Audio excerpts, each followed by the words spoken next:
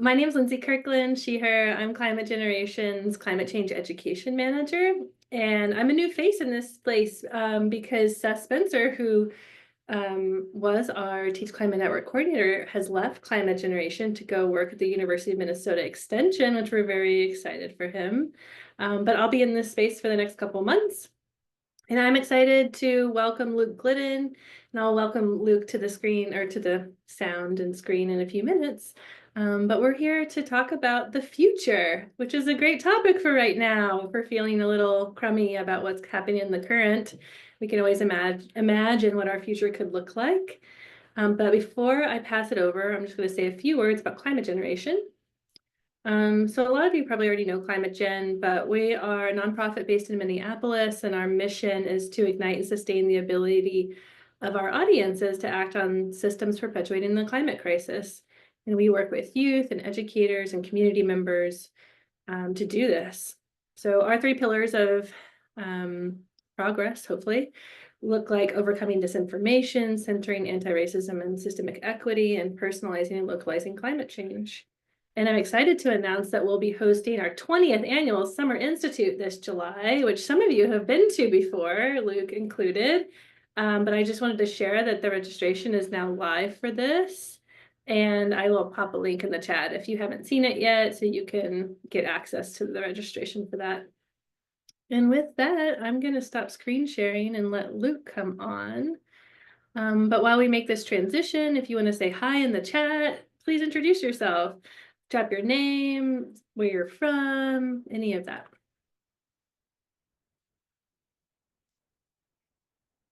I don't know if you can hear, but my 1.5-year-old is in the background singing her song, so sorry if you can hear that. All right, Luke. Thank you, Lindsay. Yeah, sign up for the Summer Institute. It's a great thing to do if you haven't gotten a chance to do that. Yeah, and welcome. We're here to talk about the future and so much more than that. I am also curious. As we get set up here, about who we got here. So yes, if you would, in the chat, who are you, where are you coming from, and what brought you here? What seemed interesting? Why? What brought you here? I'll say I'm speaking from Minneapolis, the historical and contemporary homelands of Dakota. And I'm curious who else we got here. We got Michigan, St. Louis, CSUSM, South Carolina. We are covering a lot of ground. Chattanooga. Welcome y'all.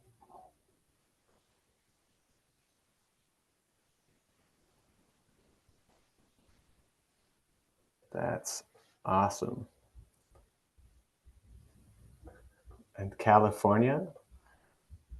I think we're rounding out our geographies. Very well done. Thank you. I want to ask you to, I'm a teacher. I teach in Minnesota at high school. And of course, I'm going to assign you some homework while we're doing this. So I'm going to ask you to get yourself a pencil and paper that we will use as we go today. And if you're watching this as a recording, I'll still encourage that, that you actually get yourself some paper and pencil and write some things down. So your assignment throughout the presentation is to write down 5 questions. So I would tell my students, write 1, 2, 3, 4, or 5. Leave yourself 5 blanks. And throughout the presentation, write down whatever comes to mind, things you get curious about, things you want to know more about, things that just seem too far-fetched that you have questions about. So You've got that. You've got your 5 spaces on your paper. Then, separately on your paper, I would like you to list 10 or more things that come to mind when you think about climate change and what is to come.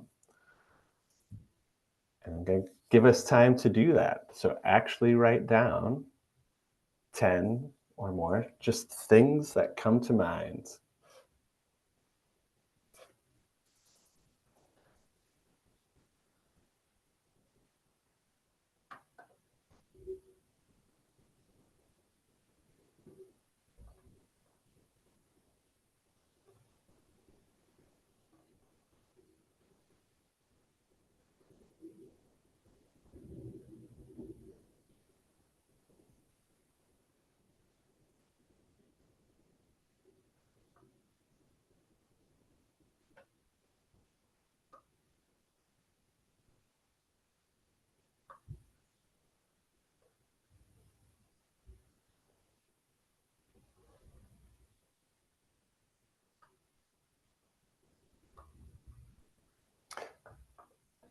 Do you have 10 yet? I think we have a lot of kind of climate experience here, and it might be surprising what it takes to come up with 10 things. Keep going, come up with your 10 things.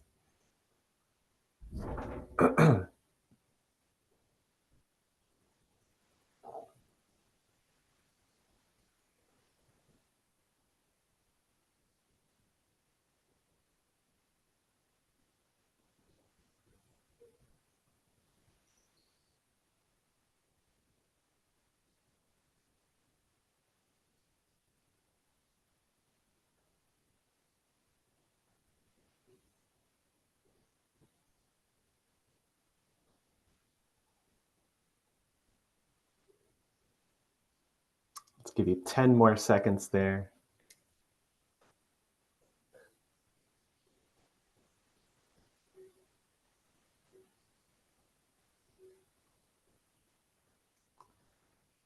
And then choose one or a couple of the things that you wrote down and add those to the chat. Share with us what kinds of things you had on your list.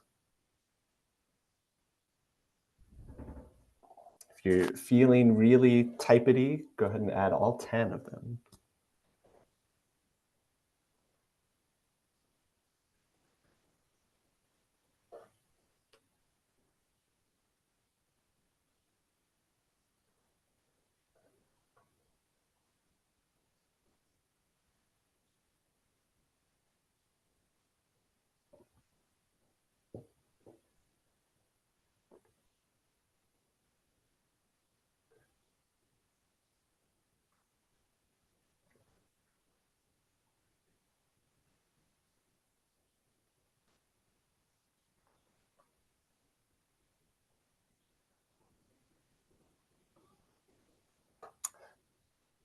Got floods, storms, wildfires, hunger, war, extinction, inadequate building and rebuilding codes, legislation, repression, denial, defunding, energy for a different world, community-based work. Ooh, Elena, you've been looking at my notes. Opportunity, pain with change, healthier communities, warmer summers, compassion, resilience, denial. These are really interesting. Abolish billionaires, hope. Lovely. War, fires, changing ecosystems, drought and food insecurity.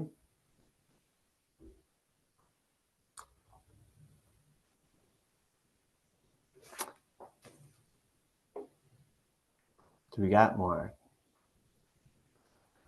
So my question for you about these lists, yeah, mostly negative things: no snow, no good drinking water, some good things: public transportation, good guest workers, new relationship with nature. So my question for you is, thinking about students that learn about climate change, uh, you can think about different levels or populations that you might interact with. What do you think their list of 10 things would look like? Would they have some of the same items? Would it have some of the same vibe to it? What kinds of things would they come up with? I know, thinking for myself and the students that I've encountered in high school, and I teach biology classes, I teach earth science classes, I teach biomed classes. Um, Largely, when asked questions like this, the things that they are thinking of are, their knowledge is a bit less expansive than y'all's, but they're thinking more of the negative things. They're thinking about fires. They're thinking about no snow or weird weather that they've experienced. They're thinking about, uh, yes, thank you, Laura, doom and gloom. Um, that is largely the vibe that uh, many students kind of come in with. Uh, and so the Teach Climate Network last month had Patrick Chandler on, and I pulled out some of the things that he said in thinking about kind of the history of climate education over the last 10, 15 years. He said, like, we've done a bang up job on teaching. Here are some of the things to know about climate change and some of the impacts of that, and that we've largely stopped short of building the holistic systems thinking that kind of supports students in encountering this, and kind of limit it there and don't leave much opportunity for expanding beyond that. And kind of thinking with that in mind, I have kind of gone through that process in my own teaching, in my own teaching history. So I wanted a list that was different than that. So here's my list of 10 things that come to mind in thinking about climate change. There's some overlap with some of the things y'all mentioned.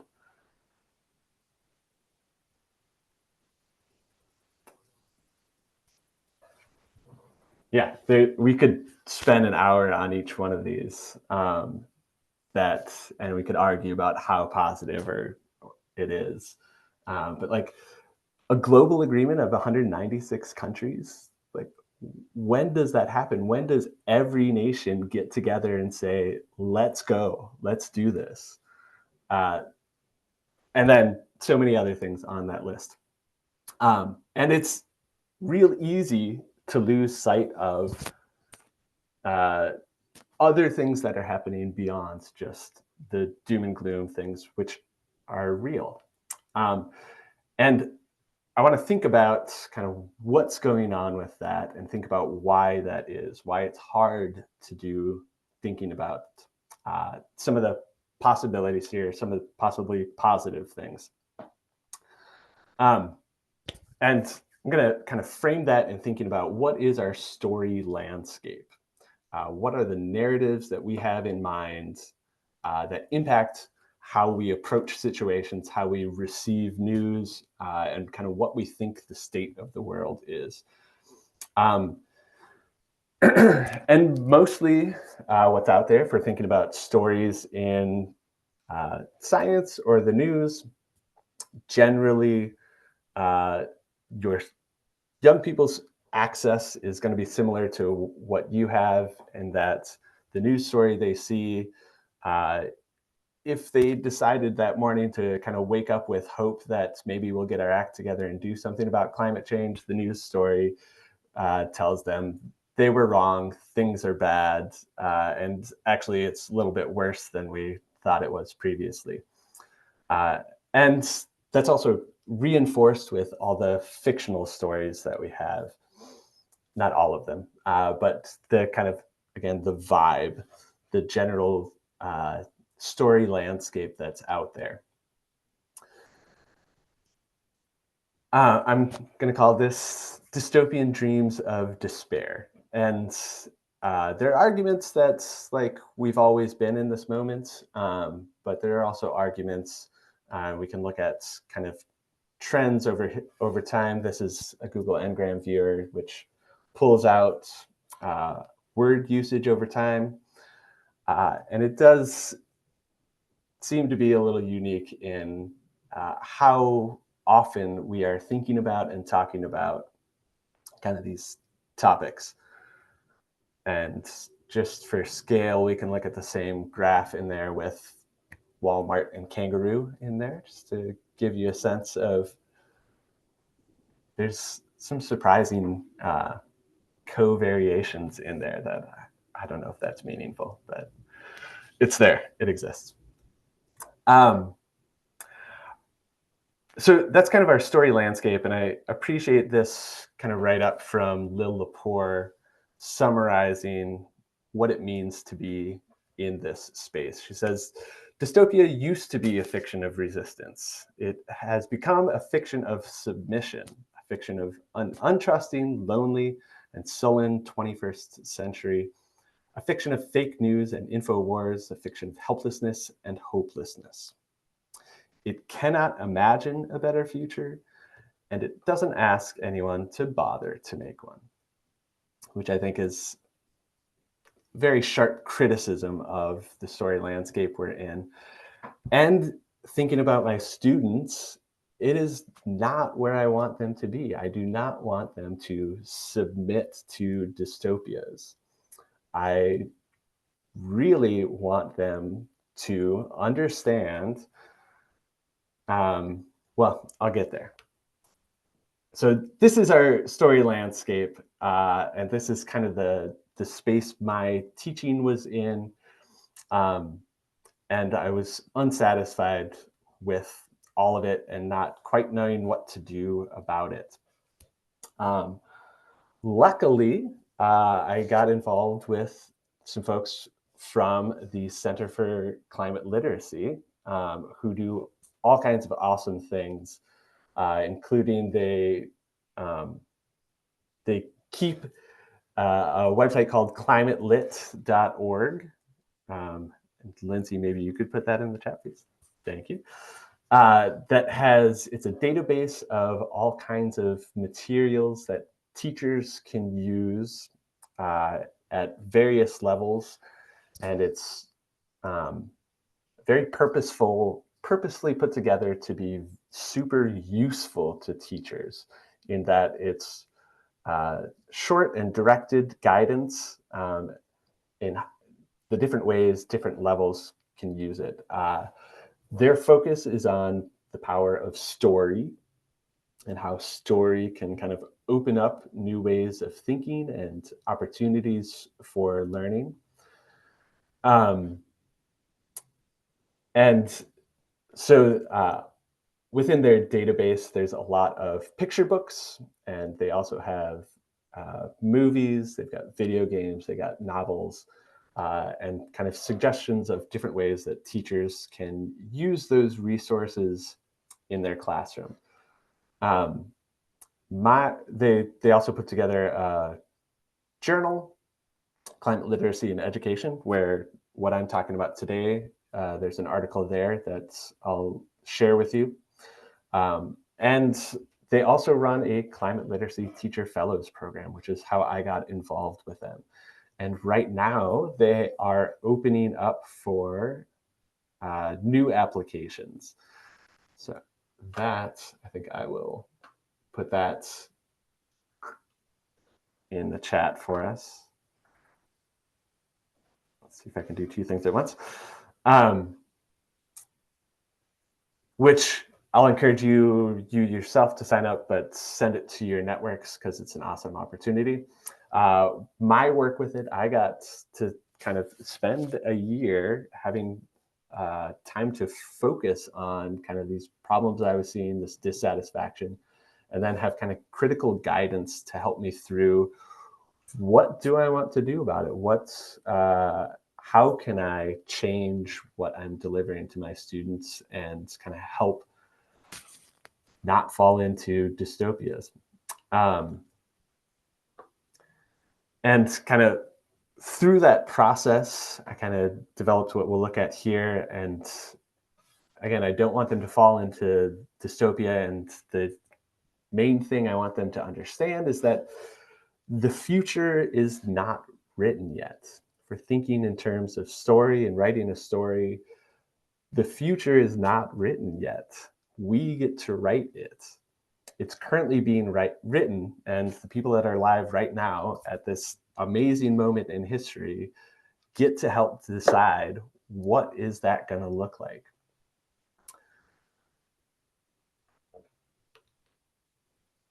And so here's kind of how I approached doing that.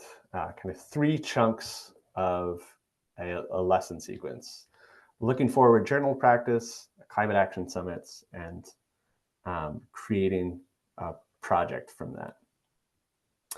I'm going to have us participate right now in this looking forward journal practice, which is very simple in what it asks of you. It asks you only three questions, and you're going to write your responses to these three questions on your paper again. The three questions are, we're going to look at something, and the questions are, what do you notice? What do you want? And what do you wonder? What do you notice? What do you want? And what do you wonder? So I'm going to show us a little video clip, and it's a really rich text. There's a lot going on. So I'll encourage you to, maybe you're super talented and can write and watch at the same time. But I'll encourage you just to watch, see what you see. Lindsay and I were experimenting earlier. I think the audio is not going to be super good, but that's okay. You'll be able to see most of it. And then I'll ask you those three questions again.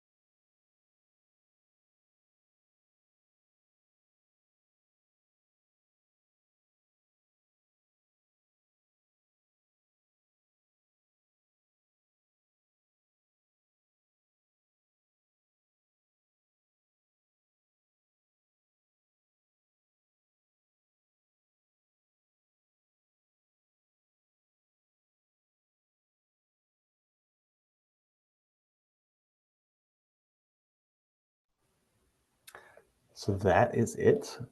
Give you a minute here to write down on your paper. What did you notice? What do you want? And what do you wonder?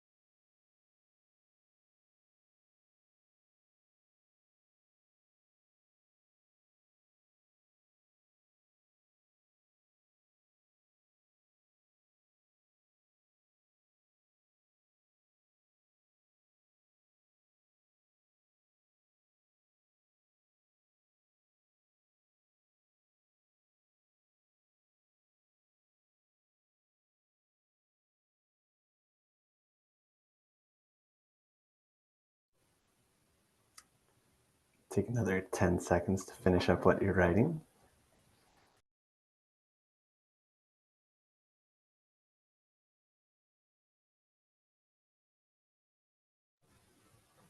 And then share something that you wrote in the chat. And you can label it if you want, whether it was something you noticed, something you were wondering, or something you were watching.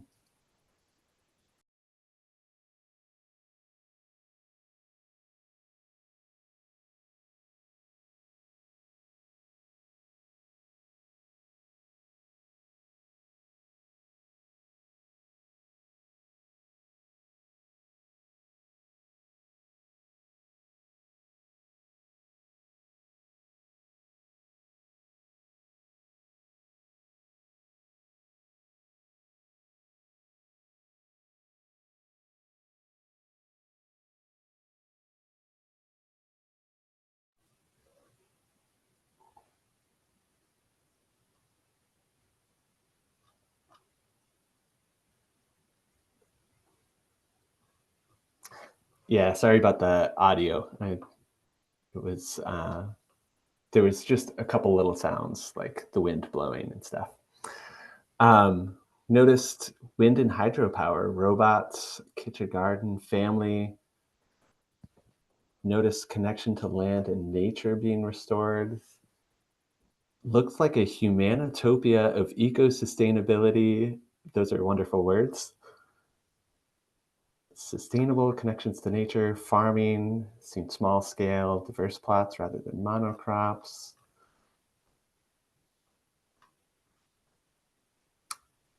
Combination of robotics and traditional methods, mixing kind of future with older.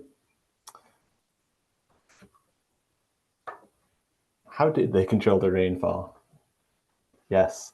And so, I mean, hopefully you can imagine from here what sharing something like that with students could do, what they might pick out, what they might be interested in, what they might want to talk more about, what they might have questions about. And when I've used this video clip, when I've used this text with students, we could spend a whole hour and a half period just digging into it and thinking about like, well, how did that work? How could they get to that? And like it starts kind of very surface level, and then they want to watch it again and they pull out new things. And the surface level things they notice, yeah, like why is it raining? How does that work? Then they start to ask kind of deeper questions of like, are they getting paid? Is there money? Are they happy at work? They seem happy. Like, are they all in a family? They don't seem like a family. How do the relationships work? And they like are asking these kind of deep societal questions. And generally in any other class, they don't get a chance to sit down and think about, are there different ways of doing things, of organizing society? Are the ways that we build relationships and employer-employee relationships, are those the way we want it? Are there other ways of thinking about it? So, I mean, and the students then can kind of take it in whatever directions they end up being interested in. If I do it in one class period, they'll take it in one direction, a different class will take it in a different direction.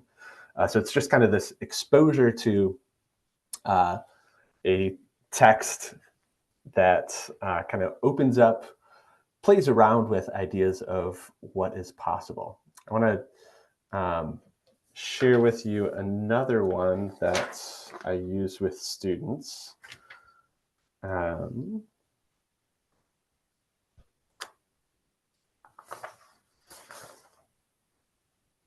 Sorry, I'm missing my...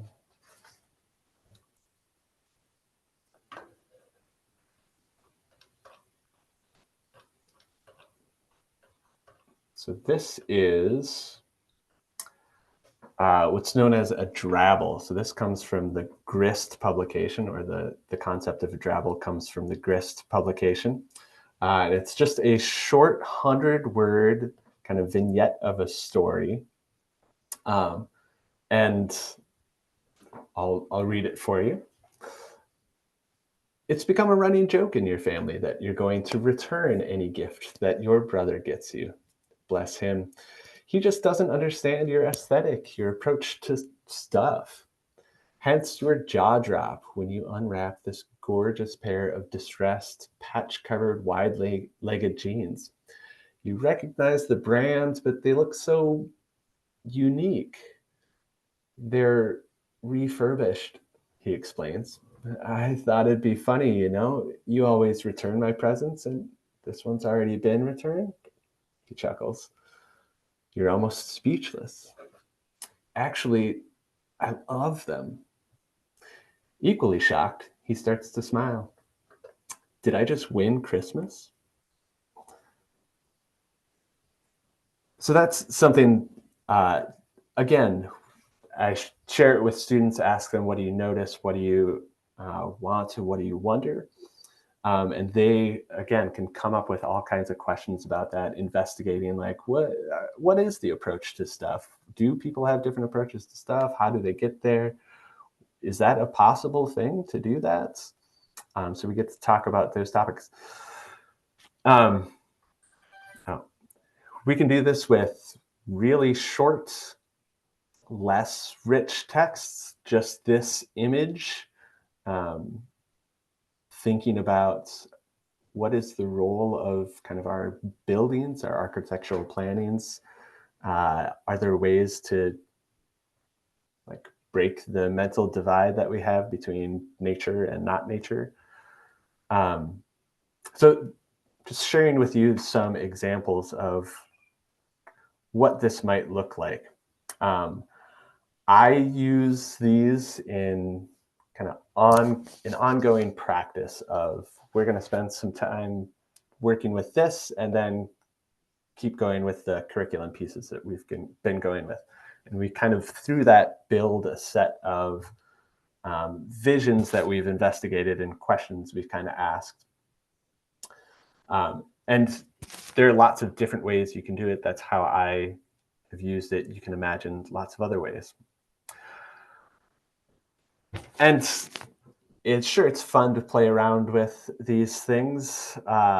This is science class, though. What does the science say?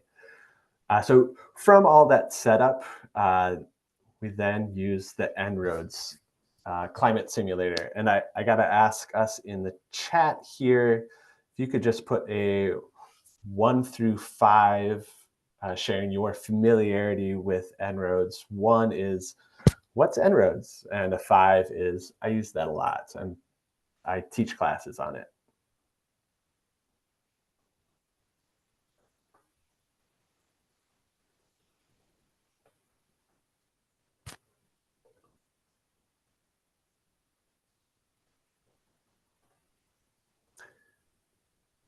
Okay, we've got a good distribution. So we're seeing En-ROADS there. Yep. Okay, I'll give us just a kind of brief walkthrough of En-ROADS and place it in the chat so you can look at it and play around with it as well. But it is awesome climate model that is built to be somewhat accurate, but emphasis on being very speedy and accessible, to be quickly usable for playing around with, testing assumptions, testing ideas.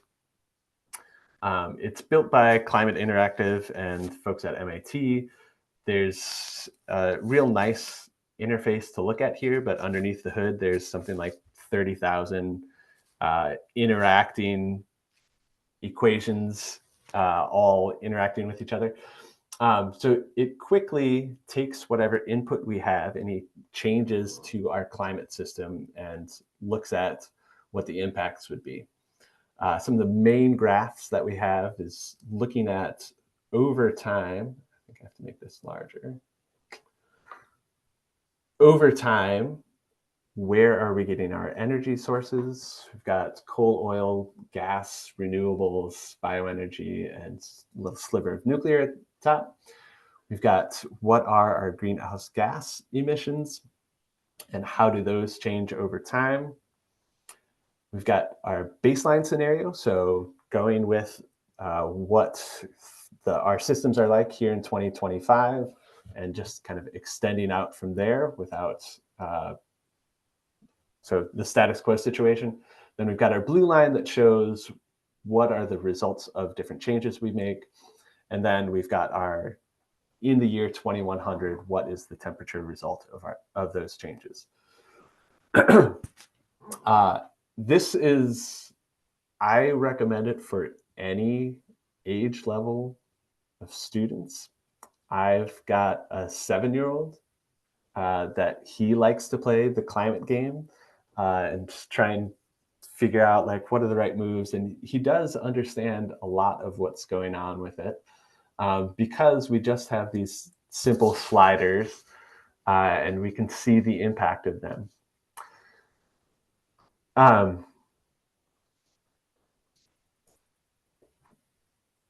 Well, let's change a few things, look at what the impacts are. We can see how our greenhouse gases and our temperature are changing as a result.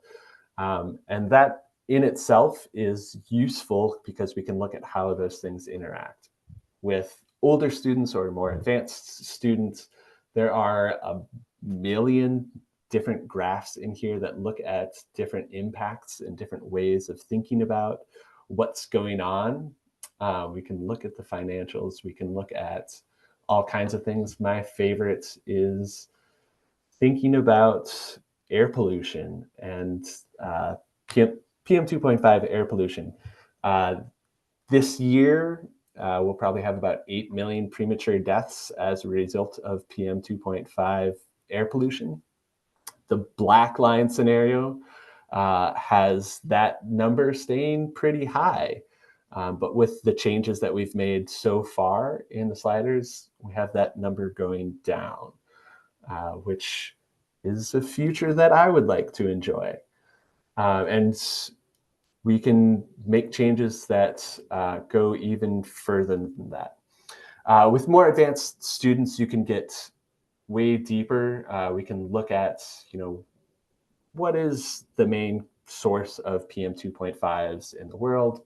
Burning coal is, and there's a whole bunch of kind of fine-tuning options that we can play around with there. For more advanced students or students in a social studies policy class, lots of things we can do with it. I will tell you what I do with it or how I use it.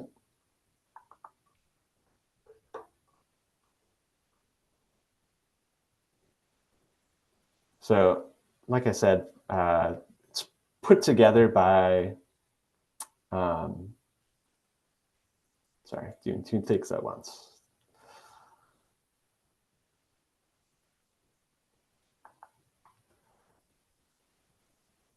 Put together by the folks at Climate Interactive, and they have a whole bunch of resources that go along with it, including resources of how to run a climate action summit, wherein you have groups that are working toward the goal of reaching the Paris Climate Agreement goal of 2 degrees or less. So I do that with my students. They get into their groups representing conventional energy, finance, climate hawks, and so on. They interact and negotiate with each other. They make plans of what they want their proposals to be. And they get to kind of get a sense of what are different interests and how can, even though they are different interests, how can they still end up working together toward a goal? And I think one big takeaway that I try and get students to take from that experience is every group is not going to get everything they want, and that is the best outcome. We can reach our goal and everyone can be pissed off about it because they didn't get exactly what they want, which I think is like a hard thing to think about for adults. It's a hard thing to think about for young people. But I think it's an important thing to try and put in front of students. So in doing all that playing with the En-ROADS simulator, we are kind of building an intuition of how do these systems interact in a way that's backed by science. It's all based on a timeline of where are we currently, what's possible in the future, depending on what changes we make. And that helps to kind of ground what our possible paths are.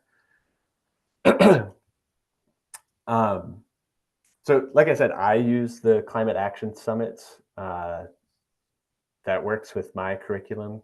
You can also just use the En-ROADS simulator. You can hand it to students and say, play around and discuss. You can do it as kind of a class workshop. There are all kinds of ways that you can still use it to ground students' thinking in the science. So that's kind of our second phase. And then I pack the students up and send them to the future and say, what's it like there? I Hey, ask, hey, Luke. yeah, We're looking at your En-ROADS simulator screen. Is that what you want us to be seeing? no, I don't. I thought I switched this back. Thank you for saying that. Sure. Yeah, no worries.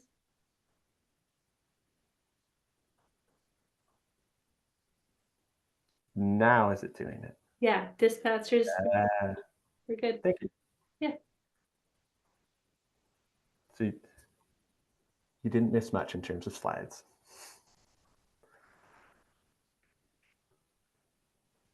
Yeah, so I pack students up, send them to the future, and ask them, bring back something that gives us some sense of what the future is like.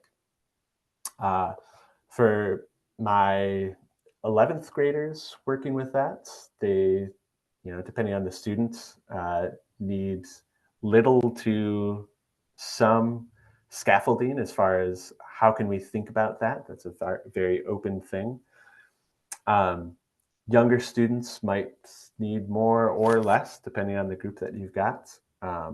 But some general scaffolding I use is have them choose what are 3 of the sliders that you are interested in. When we reached our Paris Climate Agreement goal of 2 degrees or less, what 3 made you curious? And what's a time period you're interested in? Are you interested in something kind of near future? Are you interested in 2070? And usually once I have students kind of grounded in those basics, that is enough help for them. Other students need more discussion than that. And some students don't want any of that. They've already got their ideas and they want to just go. And what students end up creating,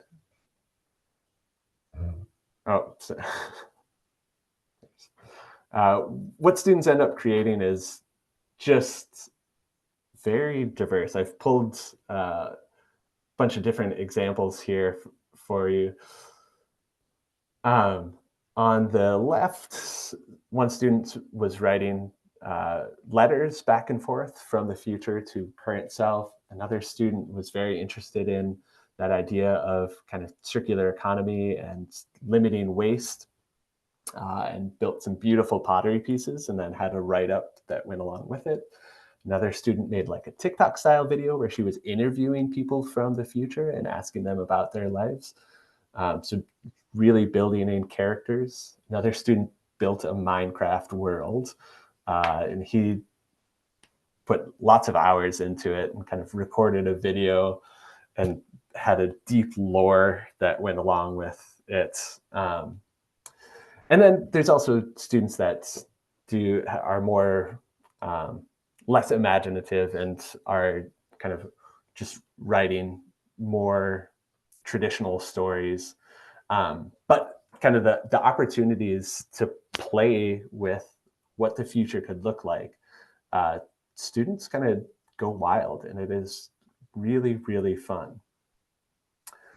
Some things to think about is with that kind of freedom, um, how do you kind of support your students in doing that?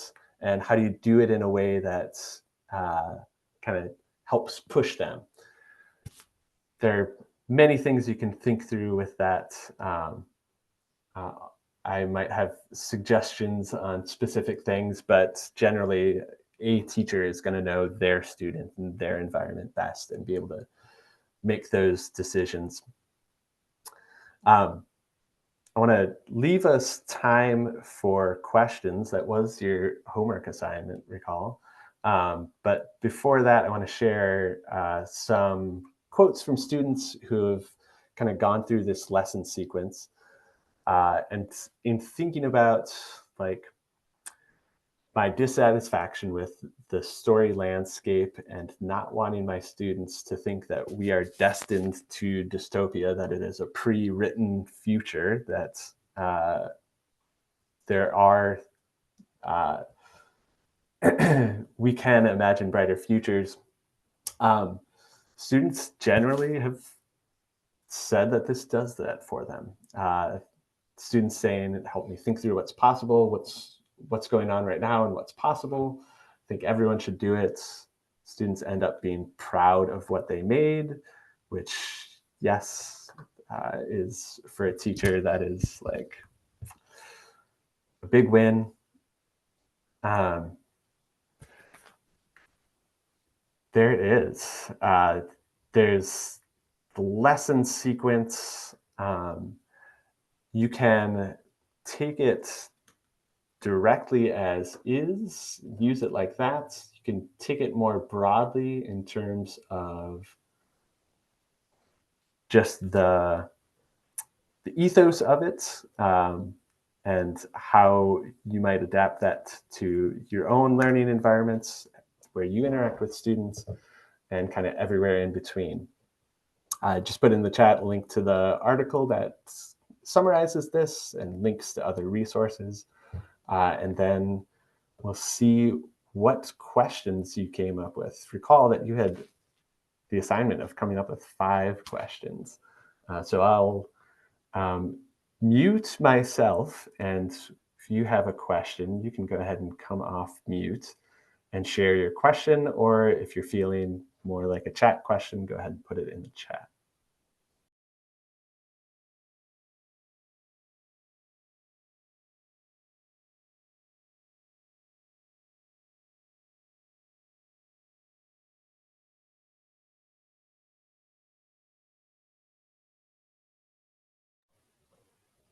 And seeing Stacy, you mentioned Project Drawdown as a great tool with this as well.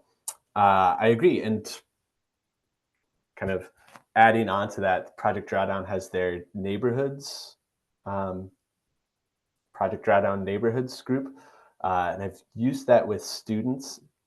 Again, thinking in terms of story and personalizing it and giving them characters to think about, that there are real people that are really working on this. That is, I love your point. It's an excellent compliment to this. And Elena, you're saying, how could I facilitate dispatches from the future as a TT RPG? I don't, can you share with us what TT RPG is? Tabletop role-playing game.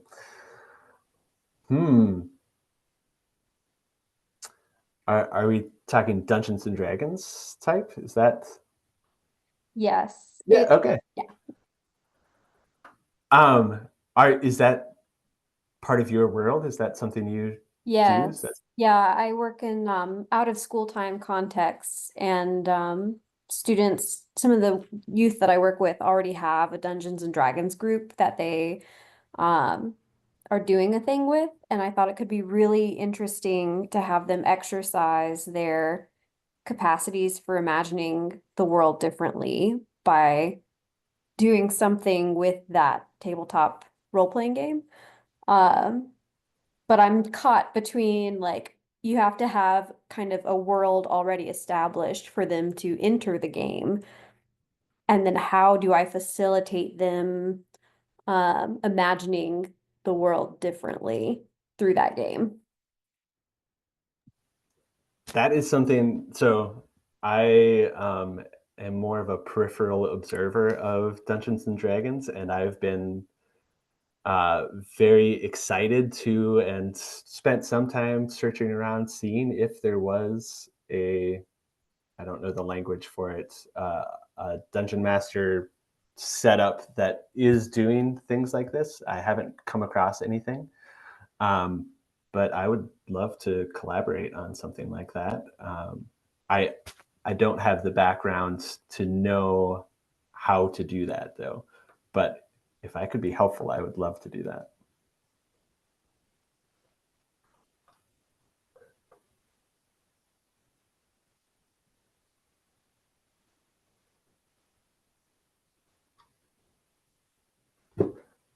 All right, looking at, I understand you teach HD, but what High grade school, specifically? High sorry. school. Okay. And does your school do any exit data collection to see if this affected higher ed goals? Ooh, a lot of good questions wrapped up together there. Yeah, high schoolers, I've used this most with 11th graders, also with 9th graders.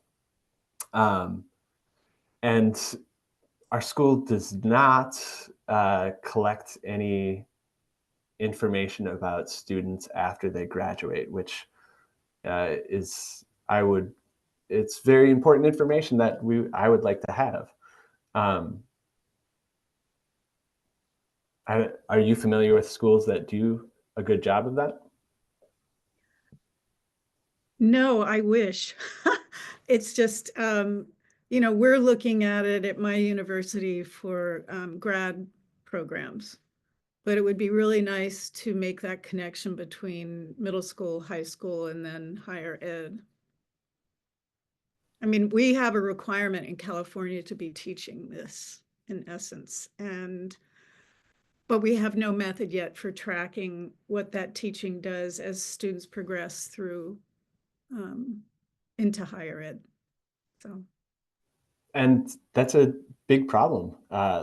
We, at the high school level, we mostly just lose track of them data wise. And so we're stuck with the metrics we have, which is just graduation rates, which is a metric, but more useful, yes, would be what are the impacts of how we've set up their learning on their further pursuits. I'm with you on wanting that data. thanks.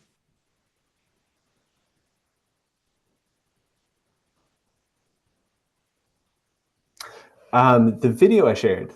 So what we saw there, thank you for asking that. I forgot to say, that is a Chobani. Chobani yogurt is the maker of that commercial. It's a Chobani yogurt commercial. And that is the decommodified version. So the Chobani is taken out of there. And it is, yeah. In someone mentioned solar punk earlier, solar punk being kind of the aesthetic that you are seeing in that commercial.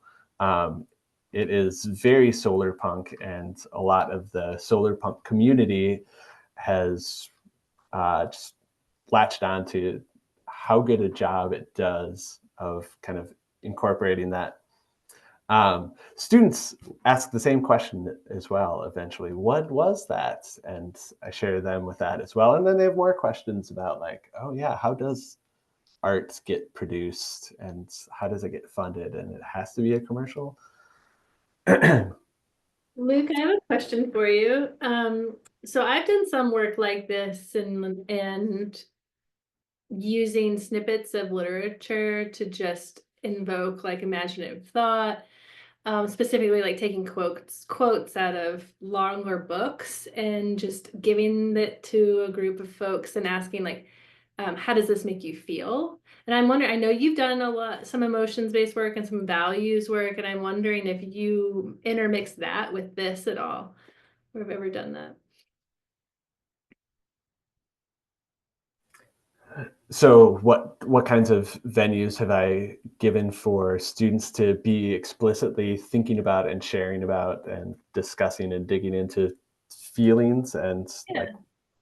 Yeah, I wonder if that comes up here at all, because we know like recognizing and validating emotions in response to climate change is real, and we need to be doing that. And I think in the past I've heard you say that you did some values work with your classes, helping them understand and identify values related to this. I don't know. Yeah, I think that's something I would like to have kind of more thoughtfully integrated, because do ask them in different places throughout curriculum. It does come out when they're kind of responding to looking at texts. And many students are kind of open with sharing that, but then like a sequenced way to integrate that into what they are exploring, I think is a good add-on. Yeah, thanks for that. Utopian novel recommendations. We actually, Climate Generation has a climate nonfiction and fiction reading guide that has a long list of books and some supporting questions. I can share it with you all. But I was going to say, if there are any other questions, we have about 3 minutes left for Luke. I'll second that. Your reading lists have some good options on there. My personal recommendation is the Ministry for the Future, which is a very different style of book, but it's impactful. Yeah, any last questions?